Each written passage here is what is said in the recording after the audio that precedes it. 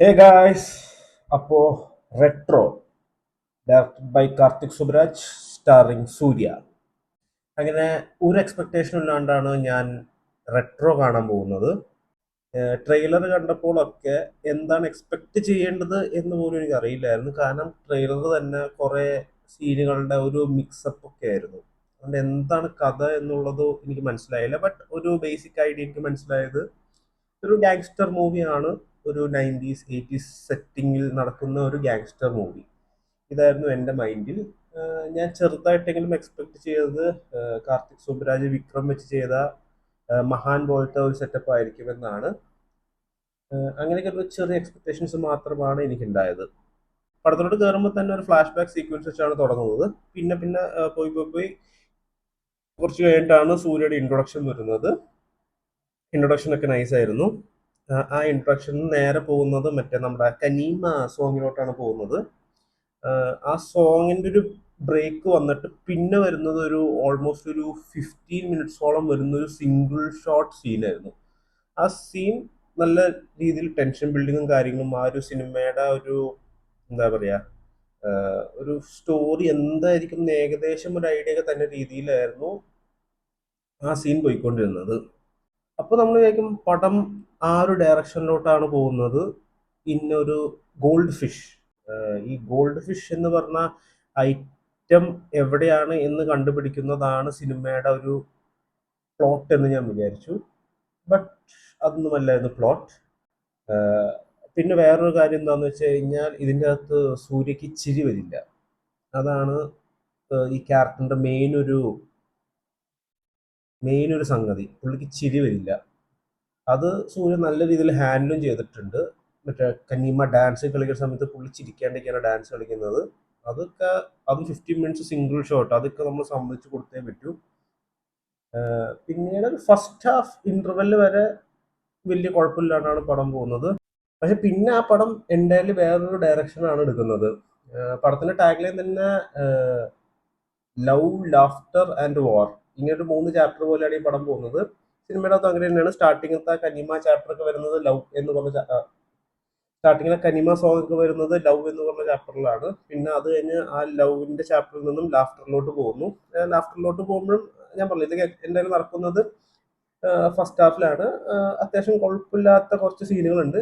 പക്ഷെ ചിലയിടങ്ങളിൽ ഈ പടം അങ്ങോട്ട് അനങ്ങണ പോലെ നമുക്ക് തോന്നുന്നില്ല. ആ നിന്നോടത്ത് തന്നെ ഇങ്ങനെ നിൽക്കണ പോലെ ഫീലിംഗ് ആയിരുന്നു ഇടയ്ക്കിടയ്ക്ക് വന്നുകൊണ്ടിരുന്നത്. കുറെ കാര്യങ്ങൾ സ്ക്രീനിൽ നടക്കണ്ടെങ്കിലും ആ ഒരു പടം ആ ഒരു പോയിന്റിൽ ഇങ്ങനെ സ്റ്റക്കായി കിടക്കുന്ന പോലെ. അത് കഴിഞ്ഞ് ലാഫ്റ്റർ വരുന്നു. ലാഫ്റ്റർ സീക്വൻസിലാണ്, അതായത് ലാഫ്റ്റർ എന്ന് പറഞ്ഞ ചാപ്റ്ററിലാണ് നമ്മുടെ ജയറാമേട്ടൻ വരുന്നത്.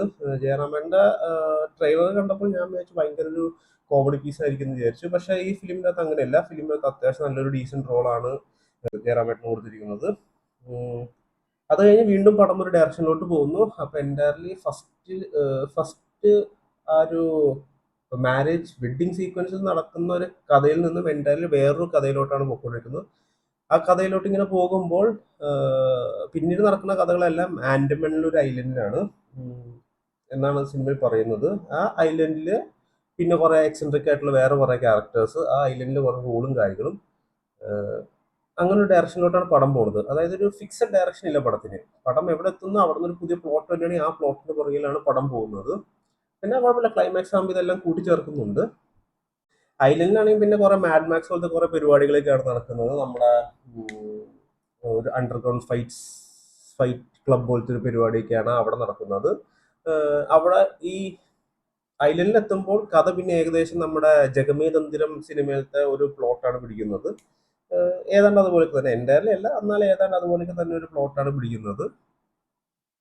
എന്നാലും സെക്കൻഡ് ഹാഫിലോട്ടൊക്കെ വരുമ്പോഴാണ് പിന്നെ ഫസ്റ്റ് ഹാഫ് തീരുന്നത് വാർ എന്ന് പറഞ്ഞ ചാപ്റ്റർ വെച്ചിട്ടാണ്. അപ്പൊ നമ്മൾ വിചാരിക്കുമോ എന്തോ ഒരു വലിയ എന്തോ സെറ്റപ്പ് സെക്കൻഡ് ഹാഫിൽ വരുന്നുണ്ട് എന്ന് നമ്മൾ വിചാരിക്കും. പക്ഷെ സെക്കൻഡ് ഹാഫിലോട്ട് വരുമ്പോൾ പ്രത്യേകിച്ച് ഒരു ഇമ്പാക്റ്റ് ഉണ്ടായോ എന്ന് ചോദിച്ചു കഴിഞ്ഞാൽ എനിക്ക് പേഴ്സണലി പ്രത്യേകിച്ചൊരു ഇമ്പാക്റ്റും തോന്നിയില്ല. ഒരു ഇങ്ങനെ പിന്നെ ഫസ്റ്റ് ഹാഫിന്റെ അത്രയും പോലും ഒരു ഇമ്പാക്റ്റ് ഇല്ലാത്ത സെക്കൻഡ് ഹാഫ് ആയിട്ടാണ് എനിക്ക് തോന്നിയത്. സ്റ്റാർട്ട് പിന്നെ ഇതിൽ സൂര്യനെ കൂടാണ്ട് പിന്നെ വരുന്ന മറ്റ് സപ്പോർട്ടിങ് ആക്ടേഴ്സ് ആയിട്ട് വരുന്നത് നമ്മുടെ പൂജ ഹെഗ്ഡെ, നമ്മുടെ സൂര്യയുടെ ലവ് ഇൻട്രസ്റ്റ് ആയിട്ട്. സൂര്യയും പൂജ ഹെഗ്ഡെയും തമ്മിലുള്ള കെമിസ്ട്രി വർക്കൗട്ട് ആവുന്നുണ്ടെങ്കിലും ആ ലവ് സ്റ്റോറി ഉണ്ടാവുന്ന രീതി അങ്ങോട്ട് അത്രക്ക് സെറ്റ് ആയില്ല എനിക്ക്. പിന്നെ ജോജു ജോർജ് അത്യാവശ്യം നല്ല ഒരു ഇമ്പാക്ട് തന്നെയാണ് പടത്തിനകത്ത് ഉണ്ടായത്. ഇമ്പാക്ട് എന്നല്ല, പുള്ളിയുടെ ആ സ്ക്രീൻ പ്രസൻസ് ഭയങ്കര നൈസ് ആയിരുന്നു. പുള്ളിയുടെ അഭിനയം കാര്യങ്ങളൊക്കെ, സ്ക്രീൻ പ്രസൻസും കാര്യങ്ങളൊക്കെ നല്ലതായിരുന്നു. പിന്നെ ഈ ഐലൻഡിലോട്ട് വരുമ്പോൾ നാസറും പിന്നെ ഒരു പ്രിൻസ് മൈക്കിൾ എന്നൊരു ക്യാരക്ടർ പ്ലേ ചെയ്തൊരു പുള്ളിയുണ്ട്. ഉം, നാസറിന്റെ ഒരു ഡയലോഗ് ഡെലിവറി ഒട്ടും ക്ലിയർ അല്ലായിരുന്നു. അത് പുള്ളി എന്തോ ഒരു അസുഖം ബാധിച്ച് കിടക്കുന്ന ഒരാളുടെ ഒരു റോൾ പോലെയാണ്. ബട്ട് എന്തോ പുള്ളിയുടെ ഡയലോഗ്സ് ഒന്നും വലിയ ക്ലിയർ അല്ലായിരുന്നു. പ്രകാശ് രാജ് ഉണ്ട് ഇതിൻ്റെ അകത്ത്. പിന്നെ ഈ പടത്തിന്റെ അകത്തും എന്തൊക്കെയോ കുറെ പൊളിറ്റിക്സ് പരിപാടി കാര്യങ്ങളൊക്കെ ഉണ്ട്. മറ്റേ എന്താ പറയാ, ക്യാപിറ്റലിസവും സ്ലേവറിയും പോലത്തെ ഒരു പരിപാടി പോലത്തെ പൊളിറ്റിക്സ് ആണ് ഇതിൻ്റെ അകത്ത് സംസാരിക്കുന്നത്.